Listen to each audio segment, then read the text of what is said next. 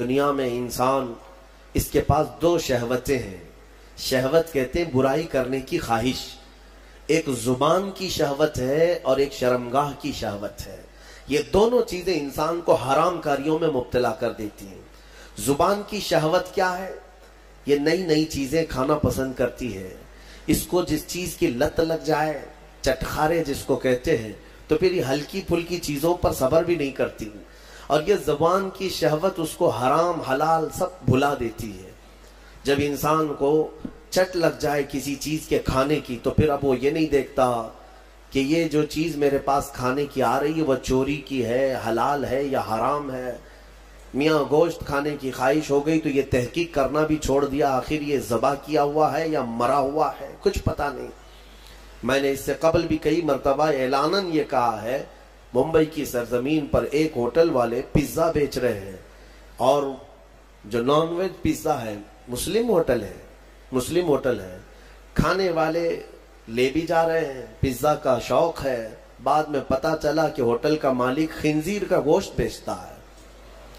اس پیزے میں پورک بیچا جاتا ہے. باضابطہ اس سے کسی نے فون کر کے پوچھا بھی کہ صاحب آپ تو مسلمان ہیں، آپ یہ سور کا گوشت کیسے بیچ رہے ہیں اس پیزا میں؟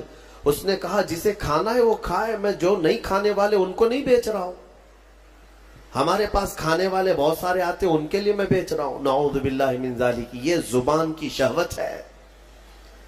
اسی لیے میرے عزیزو، آج جو پھیلی ہوئی ساری چیزیں جو مل جاتی ہیں، کتنے ایسے ہیں وہاں پر. ہم نے معلومات کیا، اپنے بچے بتاتے ہیں کہ بہت سارے جو چھوٹے موٹے نکڑ پہ ہوٹل چلانے والے جو چکن بیچتے ہیں، مری ہوئی مرغیوں کا بیچتے ہیں.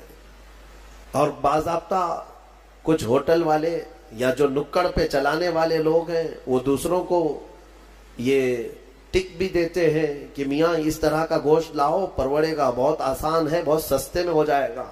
مری ہوئی مرغی 20 روپے کلو مل جاتی ہے. 20 روپے کلو مل جاتی ہے. جو چکن بیچتے ہیں دکانوں والے، وہ خود بھی بتاتے ہیں ہمارے پاس باضابطہ یہ پوچھنے کے لیے آتے ہیں، مری ہوئی کچھ ہیں تمہارے پاس؟ میرے عزیزو، یہ تمام چیزیں ایسی ہیں کہ ہم احتیاط کریں.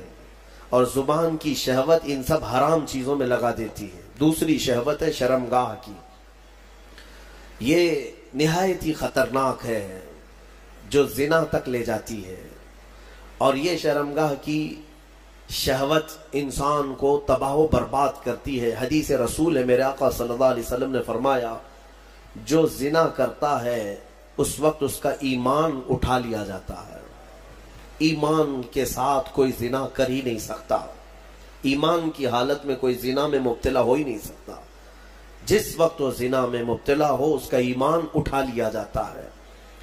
یہ اسلام میں سب سے سنگین جرم ہے، سب سے بھیانک گناہ ہے. بلکہ ایک روایت یہ ملتی ہے، قیامت کے دن وہ لوگ آئیں گے جو زنا میں مبتلا تھے، اور انہیں ننگا لایا جائے گا، اور ان کی شرمگاہوں پر لوہے کے سلاخوں سے فرشتے آگ تپا کر کے داغ رہے ہوں گے. ان کی شرمگاہوں کو، وہ عورتیں ہوں یا مرد ہوں، ان کو تپایا جا رہا ہوگا، اور اس کی بدبو اس قدر سخت ہوگی کہ پورے اہل محشر ان سے پریشان ہو چکے ہوں گے. ان کے شرمگاہوں سے بدبو بہت تیز نکلے گی. یہ وہ لوگ ہوں گے جن کو بھرے محشر میں بتایا جائے گا کہ یہ لوگ اپنی شرمگاہوں کی حفاظت نہیں کرتے تھے، یہ زنا جیسے گناہ میں مبتلا تھے. میرے عزیزو، قرآن کیا کہتا ہے؟ وَلَا تَقْرَبُوا الزِّنَا. تم زنا تو دور کی بات ہے، اس سے قریب تک بھی مت جاؤ. قریب تک بھی مت جاؤ. قریب جانے کا مطلب کیا ہے؟ آنکھوں سے، اور اس کے بعد زبان سے. انسان یہاں سے قریب ہوتا ہے. ایک اجنبی مرد کسی کو دیکھتا ہے، عورت کو، یہاں سے شروعات ہوتی ہے، پھر بات چیت کرتا ہے، یہ ڈبل شروعات ہے. اور اسی سے میرے مولا نے قرآن میں روکا ہے. تم اگر ابتدا میں ہی اگر رک گئے تو بڑے بھیانک جرم سے بچ جاؤ گے. اور زنا کرنے والے پر 15 عذاب ہے. 15 عذاب 5 دنیا میں دیے جائیں گے، 5 قبر میں اور 5 قیامت کے دن.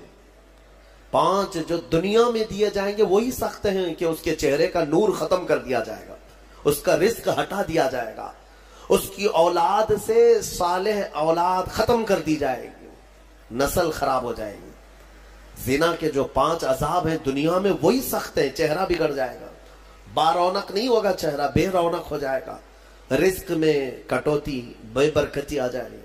ان تمام چیزوں سے مومنین اپنے آپ کو بچائے رکھیں۔